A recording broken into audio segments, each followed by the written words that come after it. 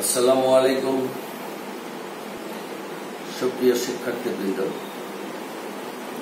বিশ্বায়নের এই যুগে ইংরেজি হইল একটা পাওয়ারফুল টুল। কেন? এটা পড়াশোনার ক্ষেত্রে, এটা ঘরে বসে জব করার ক্ষেত্রে, এটা আন্তঃব্যক্তিক যোগাযোগের ক্ষেত্রে, আরো বিভিন্ন ক্ষেত্র রয়েছে।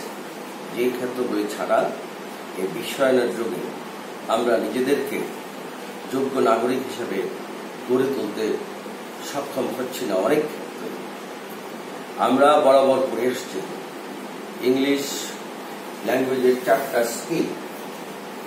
চারটা স্কিলগুলি হচ্ছে listening, speaking, reading and writing. আমি আবার বলছি, listening, speaking, reading and writing. একটু ভাবুন তো, আমি শুনছি, কি শুনছি সেই সম্পর্কে আমি ভাবছি। অর্থাৎ শোনার ক্ষেত্রে আমি মনোযোগী। যদি আমি শোনার ক্ষেত্রে মনোযোগী না হই, শোনার ক্ষেত্রে চিন্তাশীল না হই, তাহলে কি আমি বলতে পারবো? অফকোর্স না। কাজেই আমরা যখন শুনব, মনোযোগী হয়ে শুনব এবং কি শুনছি তা অনুধাবন করার চেষ্টা করব। Next speaking. আমি বলছি, কিন্তু আমার মধ্যে আঞ্চলিকতার প্রভাব রয়েছে। আমি অস্পষ্ট উচ্চারণ করছি। আমি বলার সময় ভাবছি না শ্রোতারা আমার কথা স্পষ্ট শুনতে পাচ্ছে না। আমার উচ্চারণের মধ্যে আঞ্চলিকতার প্রভাব আছে কিনা, আমি ক্লিয়ারলি উচ্চারণ করছি কিনা, আমি যাদের উদ্দেশ্যে কিছু বলছি তারা ঠিক মতো শুনতে পাচ্ছে কিনা, অর্থাৎ আমার ভয়েস ঠিক আছে। Next point, reading. আমি পড়ছি, অর্থাৎ চোখ বুলিয়ে যাচ্ছে। পড়ার সময় আমার চিন্তা সক্রিয় থাকে না। পড়ার সময় আমি অন্য অনেক কিছু নিয়ে ভাবি, কিন্তু পড়ার সময় আমাদেরকে মনোযোগী করতে হবে। যা আমি পড়ছি তা আমি বুঝছি কিনা, তা আমি অপরকে বুঝাতে পারবো কিনা, তা আমি অপরের সঙ্গে শেয়ার করতে পারবো। দেন রাইটিং। লেখার ক্ষেত্রে আমরা একই কাজটি করি। আমি লিখছি, আমার বাক্যটি শুদ্ধ হচ্ছে কিনা, আমার লেখার ধরন ঠিক আছে কিনা, আমার লেখাটা স্পষ্ট কিনা। আমরা অনেক ক্ষেত্রে এগুলি খেয়াল করি না। বর্তমান ডিজিটালের যুগে আমরা ছাপার অক্ষরে মেসেজ লিখতে সব জায়গায় টাইপিং অভ্যস্ত হয়ে গেছি। ফলে হাতের লেখার প্রতি আমরা খুবই কম যত্নশীল। এবার আসুন অধুনা, অর্থাৎ এই বর্তমানে এই প্রেক্ষাপটে এই যে চারটা কম্পোনেন্ট, চারটা টুলস, এর অতিরিক্ত একটি টুলস আছে যার নাম হল থিঙ্কিং।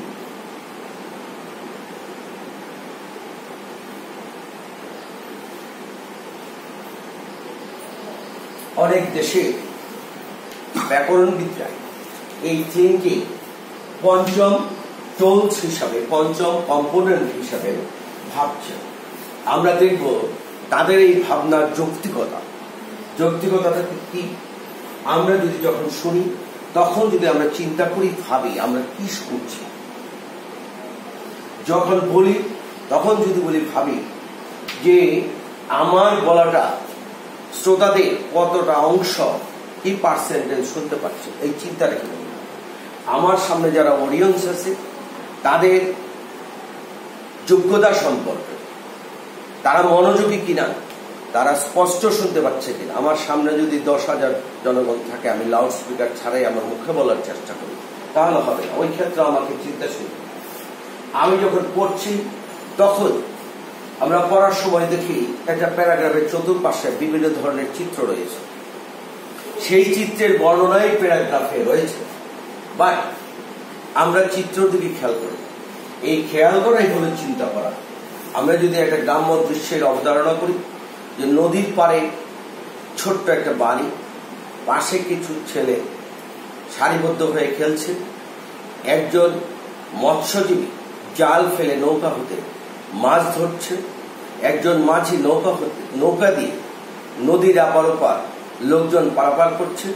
কিছু ছেলে মেয়ে গোসল করছে। কিছু গৃহিণী কাপড় এবং বাসনপত্র পরিষ্কার করছে।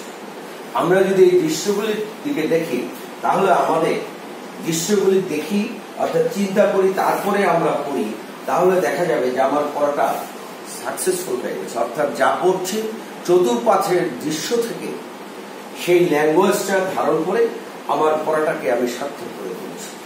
আমি লিখছি, লিখার ক্ষেত্র আমাদের চিন্তাশীল হতে হবে। আমি লেখাটা কিভাবে শুরু করব? আমি যে কথাটা প্রথম বলবো সেই কথাটা পাঠককে কতক্ষণ ধরে রাখতে পারবো, পাঠককে কৌতূহলী করছে কিনা, পাঠককে আগ্রহী করছে কিনা, এই ব্যাপারগুলি আমাদের ভাবতে হবে। আমি যা লিখছি আমার হাতের লেখা স্পষ্ট কিনা, আর তার অর্থ ঠিক আছে কিনা, এই সমস্ত বিভিন্ন দিকগুলি আমাদের চিন্তায় আনতে হবে। তবেই আমাদের এই যে চারটা টুলস, চারটা কম্পোনেন্ট রয়েছে ল্যাঙ্গুয়েজ লার্নিং এর ক্ষেত্রে, আমরা সার্থক হব যদি প্রত্যেকটা স্টেপে আমরা এই কাজটি করি, অর্থাৎ চিন্তার কাজটি করি।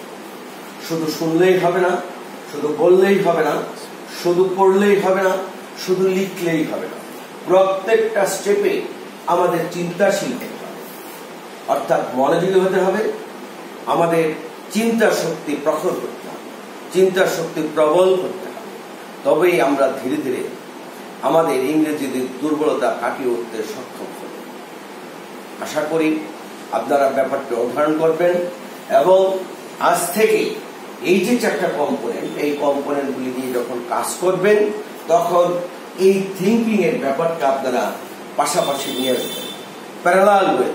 অর্থাৎ যখন আমি শুনছি আমি তখন ভাবছি কি শুনছি, যিনি বক্তা তিনি কি বলতে চাইলেন আমি বুঝতে পেরেছি কিনা।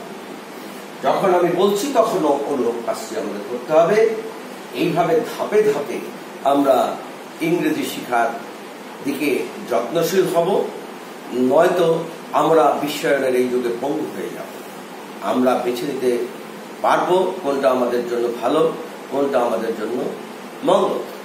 আজকের যুগে আমরা যদি ইংরেজিতে দুর্বল থাকি, এই করোনাকালীন সময়ে ঘরে বসে চাকুরের একটা বিশ্ববাজারে প্রচুর চাহিদা রয়েছে। অতএব এই ইংরেজিতে যদি আমরা দুর্বল থাকি, অনেকেই অন্যান্য যোগ্যতা থাকা সত্ত্বেও আমরা এই চাকুরির ক্ষেত্রে পিছিয়ে যাব। ধন্যবাদ সবাইকে, ভালো থাকবেন। আবারও দেখা হবে নতুন কিছু নিয়ে। আসসালামু আলাইকুম।